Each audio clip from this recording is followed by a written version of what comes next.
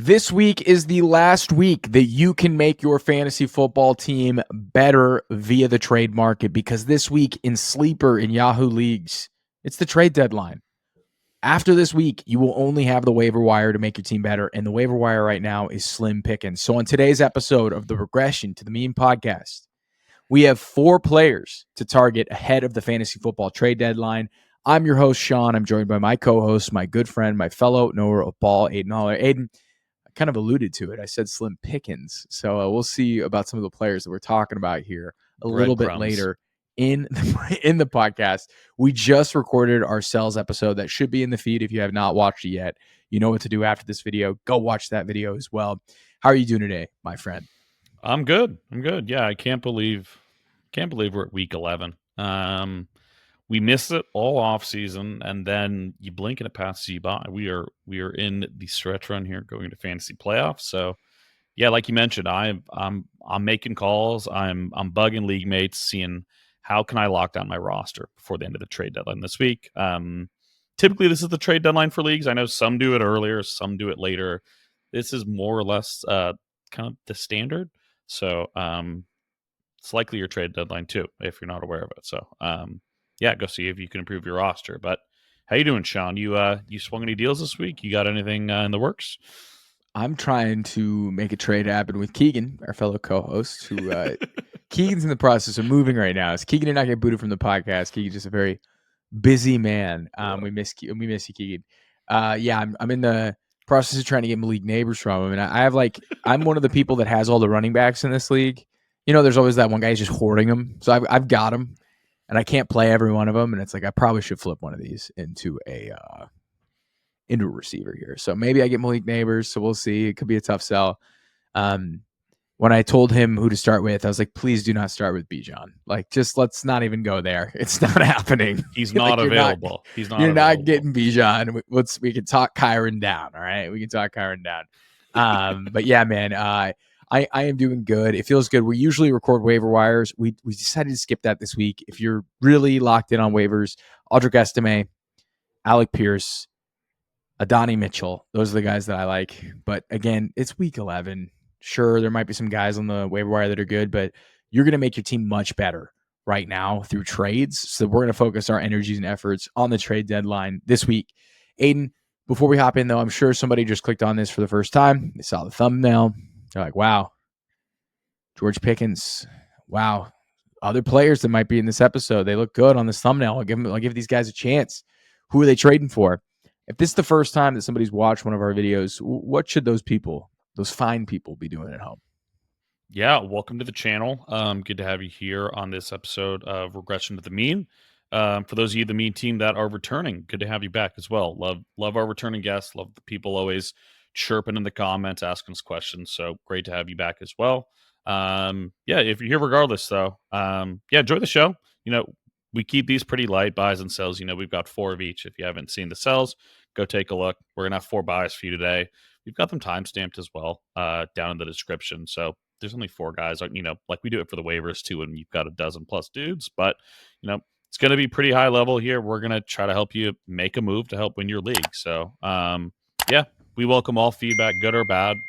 Like, comment, subscribe, whatever you're feeling. But happy to have you here and happy to dig into these 4 people today. You get me fired up when you do that, Aidan. So thank you as always. So we're going to start things off here with our number 1 target for the trade deadline. And that is someone we talked about a decent amount in the offseason, and somebody that I waxed and waned on. And that was George Pickens. I ended up getting him in 1 league. He's been awesome. I've been pretty happy with him, especially since the Russell Wilson switch. That has been kind of transformative for George Pickens. So, all right, we'll start things off with the nerd stats. Got to talk nerd stats. They're super encouraging this just whole year for George Pickens. He's top 10 amongst wide receivers in yards per game, receiving yards, market share, target share, air yard share, end zone targets, first read target share. He's clearly made a leap as a route runner, at the catch, as a yak guy. George Pickens is awesome. However, the numbers with Russell Wilson, they've gone up to another level, man. Like over the past month, he's sporting a 3.3 yards per route run. And only last year, I think only 3 receivers were at that or higher. Brandon Ayuk, Tyreek Hill, and Nico Collins. Like that's a list. Be in there. Yeah, that's a list, man. And George Pickens is in that list over the last month.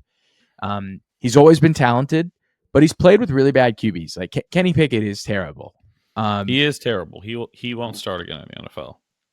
Justin Fields isn't very good. Like Justin Fields is different. He's like a knuckleball.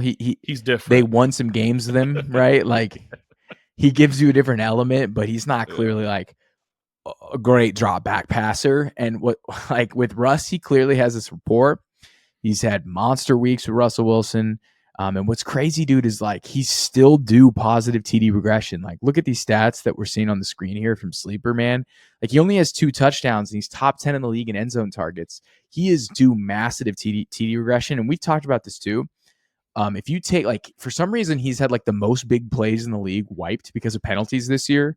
And if you counted like holding calls on deep downfield touchdowns and all this random stuff that for some reason didn't get counted, he'd be top 5 in fantasy points per game, which is kind of surreal to think. It's like this guy is a walking positive regression candidate, and he's got some matchups, man, here on the back half of the season, dude. Like, it's tasty. All right. He's going to play the Ravens, the Browns, the Bengals, the Browns, the Ravens, and the Chiefs. A lot of AFC North action here. Yep. The Ravens, he plays twice, currently giving up the most points per game to fantasy wide receivers. Awful. The Browns. The Browns, who he plays twice, gives up the 2nd most points per game to wide receivers. He plays the Bengals, the 15th most. I'm sure in the fantasy championship, he's got the Chiefs who give up the 24th most, right? So, like, we get it. The Chiefs, not a super ideal matchup in the fantasy championship, but hey, Cortland Sutton just had a nice game. It's definitely possible. Like, he's a very talented receiver. I wouldn't say he's like matchup proof, but he can definitely get his. So, man, I think it's wheels up. This offense trending up. Russell Wilson playing some of the best ball he's played in the past 3 years. George Pickens is doing his DK Metcalf impression, maybe even better. And, you know, we're kind of cooking with gas here with Pickens. What are your thoughts on Mr. George? Would you trade for him? Do you think he's maybe a sell high because he's running so hot? Like, what do you think here, Aidan? Yeah, this is a guy that I would absolutely trade for. The production that he's had with Russell Wilson versus Justin Fields has been pretty awesome. I think I underestimated how much better it would be. Russ was fine last year. Like, I think some people think he was worse than he actually was in Denver. It actually wasn't all that bad. Especially towards the end of the year, it was mixed actually bag, trending up. So, but mixed bag, but yeah, it was but like he's a much better passer than Justin Fields. Like, bottom line, and we're seeing that. Like, it's just looked so much better for George Pickens. So this is a guy that I'm absolutely trading for. This is a guy that me and you talked about. I was like, these are my 2 guys, but if you don't do Pickens, then I'm doing Pickens. As everyone's probably talking about it too, and I think rightfully so. The matchups are amazing. Him and Russ clearly have a connection. Bona fide alpha in that offense. Like, he checks every single box you want right now. So no, I'm absolutely trying to get George Pickens this week. Right here, we pull up the establish the run trade calculator. You could trade George Pickens for Deebo Samuel straight up, and they're saying you're losing this trade. I would do that. I would trade Deebo for Pickens right now. I would think twice about it. Yeah, pretty easily. Man, dude, I think George Pickens is someone who is primed. I know they're a super run heavy offense. Yep. Like, you've got 2 running backs over the past 4 weeks who are in the top 24 in running back usage in Najee and Warren. But like, this entire pass offense goes through George Pickens. Yeah, it's the 2nd highest rush rate in the NFL. But yeah, to your point, as long as we've got the funnel to one person in it, it works. Like, Freiermuth kind of has a bit of a role. Mike Williams might get a little more here and there as the year goes on. Calvin Austin, but yeah, no, it's George Pickens. Oh yeah, dude. I'd rather have George Pickens than Devonta Smith. 1,000%. I would make that trade straight up. I might try to make that trade. I think they're undervaluing. Yeah, I think they're undervaluing Pickens in this calculator. Establish run is amazing work. They know way more ball than us. All right, we admit that. 1,000%. Definitely defer to them. But I do think this is an indicator that people are still low on Pickens, because less than a month ago, he's basically getting his snaps cut down and he's pulling a corner's face mask down as they lose. Like, I don't think the stink of early season Pickens has completely washed off. And I think he's a superstar in terms of his talent, man. And if for some reason they need to start passing more, he's gonna hit. He's gonna absolutely hit. I mean, he's just gonna smash, man. Like I don't know how else to phrase it. That's an interesting trade. I might try to make that exact trade tonight. Oh, we'll see if it works. All right, man. Who else are we trading for? Cool. We'll keep. Let's keep it in the wide receiver realm. We've actually got some tight ends. Maybe one, maybe two. I don't know, but I've got one wide receiver here. A wide receiver that I'm trading for, who honestly like pretty similar if you look at like skill set, their roles in the offense. Is DK Metcalf. This is a guy that I'm really high on for the rest of the season. He's missed a couple of weeks now due to the knee injury, but pretty optimistic about him heading into the rest of the season. Just looking at what he's done this year, he's the wide receiver 16 on the year on a points per game basis, which isn't blowing you out of the water, but the dude's been super productive. You pick pretty much any stat on that team in terms of like the wide receiver room, and he's the clear leader through those 7 weeks. There's no debate who the alpha is in that offense. Target share, catches, yards per route run, like first read, everything, end zone targets, you name it. I think the emergence of JSN is actually really positive for him too. I think if they can continue to get JSN involved, this only helps DK Metcalf. Is like we need more than one guy to be active and productive in that offense. And offense, by the way, they have the third highest pass rate in the NFL. So pretty much polar opposites of what they're doing over in Pittsburgh is we're just saying, fuck it, let Geno ball. In some games it works, some games it doesn't. They're with no offensive line either. No offensive line, but like it kind of works, at least from an offensive and a fantasy football perspective. So we'll take it. We'll take it. Yeah, this is a team that's 4-5. They're still firmly in the playoff hunt. It's a bit of an uphill battle, especially in the NFC this year. 4-5 at this point feels like you're climbing Mount Everest right now. But this is a team that's going to continue airing it out. And I just like DK Metcalf. I like betting on DK. There's few wide receivers in the game that are taking those, 70, 80-yard touchdowns like DK can do. It's, just absolute kind of game breaker in him. So I think you buy the dip on him, given, just came off the bye and a brief 2-week stint away from lineups. But what are you doing with DK Metcalf right now? As I know, I kind of floated some guys earlier that I'd rather have instead of DK, but what's your kind of general temperature check here? DK Metcalf. So I am such a JSN bag holder that it's hard for me to I'm up to the nose with JSN shares. With DK Metcalf, I get a little frustrated because he takes all the deep downfield routes that I wish JSN would get more of. And I do think that Geno trusts DK more than he trusts JSN. Maybe that changes after that monster JSN performance against the Rams. We shall see. But, I think acquiring DK makes sense. This is a team that's throwing the ball around the yard. This is a team that basically has to win if they want to make the playoffs. Like, the division's technically in play. They've got games here now against Arizona, Niners, and Rams. So they've got 4 more division games and 2 against the leader in the division, right? So, like, they can definitely make a dent in this race. Yeah, and I mean, you can throw on the Niners, right? You can throw on Arizona. The Jets are hard to throw on. You can throw on Arizona. You can throw on Green Bay. I mean, Minnesota is a juicy matchup. Who knows where Chicago is going to be at? Like right now, it's very hard to throw on Chicago, but week 17 Bears, who knows? But that's fucking knows. I mean, DK is like a 1-on-1 type player, man. And he's due too. He hasn't scored a lot of touchdowns this year. 3. He's due for some positive regression, just like JSN was before that monster week. So yeah, I think DK is a great trade option. Like in terms of like if you look at the established throwing calculator, I mean they've got George Pickens and DK very similarly rated. So you could trade them straight up. I feel like it'd be easier with DK because they throw the ball so much more. I think I'd rather. I don't. That's such a coin. I mean Devonta Smith. That's dead even. Devonta Smith, easy. DK Metcalf. Easy. I would do. We love team. I would try to do that. You could trade Zay Flowers straight up for DK Metcalf. I think that's a very interesting trade. I'd be nervous to trade Zay, but At the same time, anytime you start him, he probably catches like three. I'd rather have Zay DK. Flowers probably catches the ball 3 times anytime you put legal tender on him. So yeah, give me DK there. I think there's a ton of 1-for-1s though. Mike Evans was another guy that I put on there. That one's kind of hard for me. Like I would have to think. I'd rather have Evans. That one's pretty fucking close though. Like yeah. You've got to assume he's going to be a target machine, though. He's back this week, right? Yeah, Evans comes back. They're going to. It's going to be the most Make-A-Wish target funnel to Mike Evans, bro, to get him to 1,000. It's going to be awesome. It's going to be crazy. Awesome. But they're going to stretch it. I'm trying to think here. Wow, I would rather trade Jonathan. If that's crazy, if I can get DK Metcalf plus for Jonathan Taylor, I should probably. Package in Keon Coleman or something.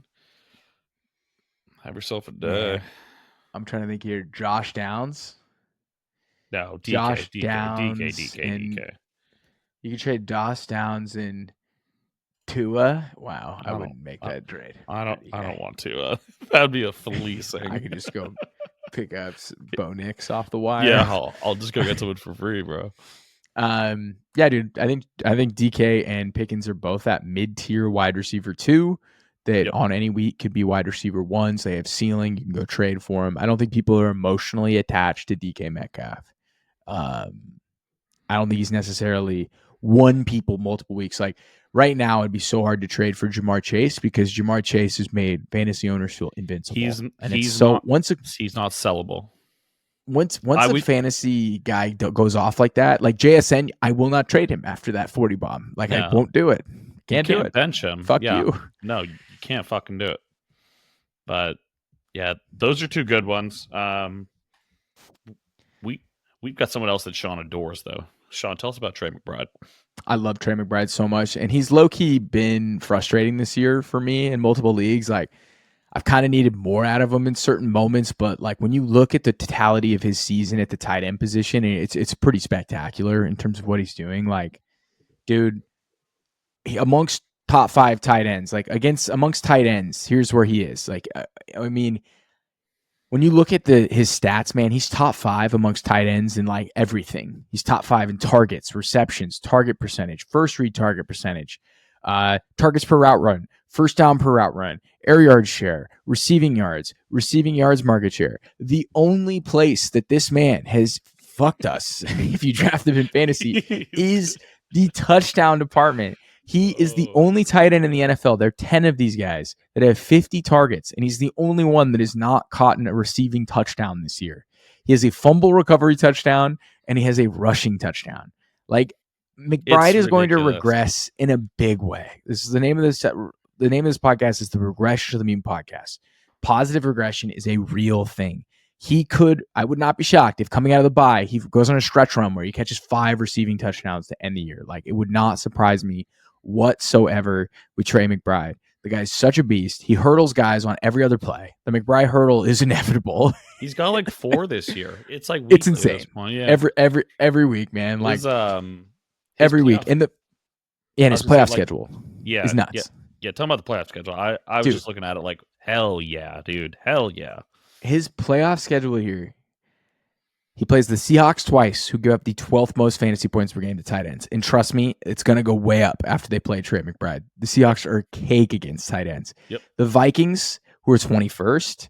Again, the Vikings are, I guess, a good defense against tight ends, but you can throw on the Vikings. And McBride is not your typical tight end, so whatever. The Patriots, 17th. And he's got the Panthers in the fantasy championship. Most points to tight ends allowed in the entire league. The Rams. The Rams at 17. Oh, and the Rams too.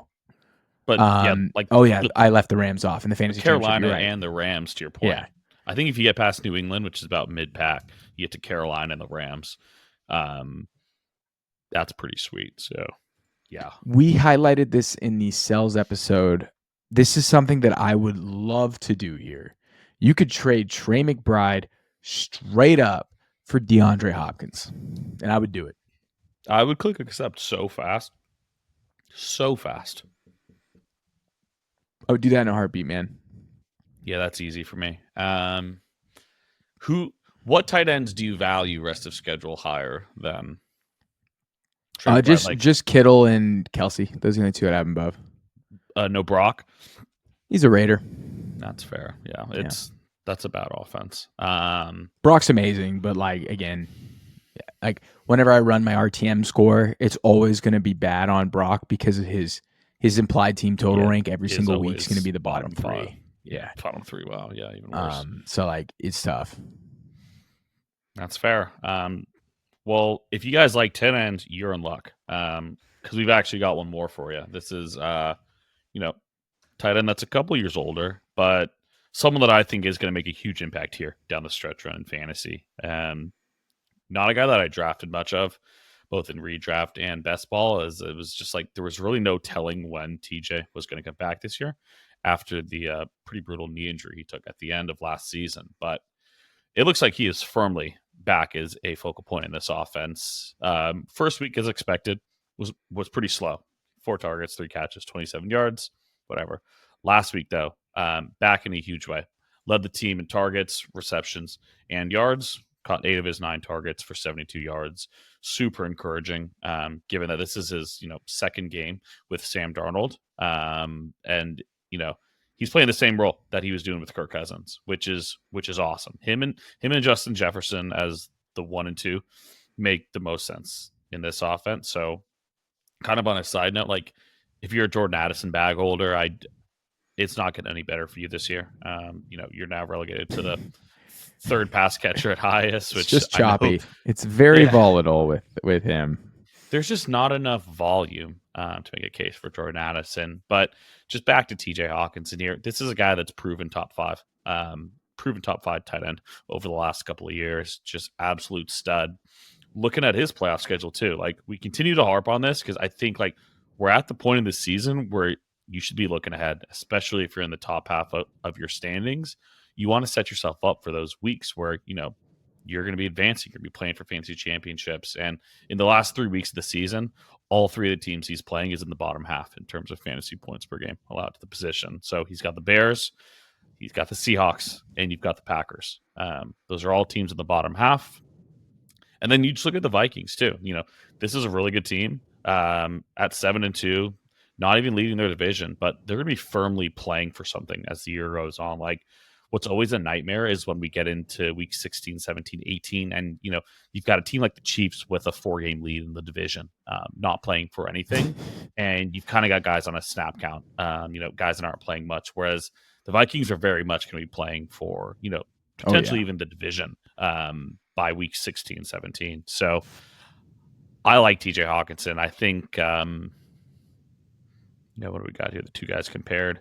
What would you do? I'm just for comparing TJ him to Hockensen, Trey McBride. Like, I mean, the reason why he's getting dinged in the utilization report here is because of the 66% route participation. But if you're looking at TJ Hockensen on a per route basis, he's getting the same amount of targets on a per route basis as Trey McBride, who's basically a target machine. So when you start to see these like those numbers go up, like if we just make it last week, TJ Hockensen last week, 30% targets per route run. That's insane. And a 26% target share, higher than Trey McBride. Like I'll pull up Travis Kelce, who is just dominating right now, basically on par with Travis Kelce. So it's just like a 1-game sample size for TJ Hockensen, but man, like that is such a great profile to target right now in fantasy football.